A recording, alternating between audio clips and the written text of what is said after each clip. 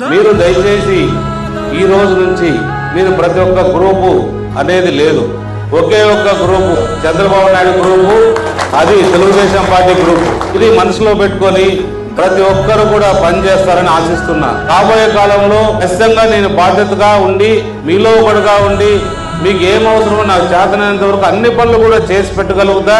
ఇప్పుడు మీరు గ్రూపుల జోలికి పోమాకండి. ఇక్కడ ఇంకా గ్రూపులతో ఈ రోజుతో పోలీస్ స్టాప్ పెట్టాలా. ప్రతి ఒక్కరు కూడా పనిచేస్తారని ఆశిస్తున్నా. అలా ఇంకా కూడా గ్రూపులు కొనసాగించేటట్టుంటే వాళ్ళు గుర్తుపెట్టుకొని వాళ్ళ పైన తగిన చర్య కూడా తీసుకోవడం జరుగుతుంది. ఎందుకంటే ఇది చాలా కష్టమైన టైం.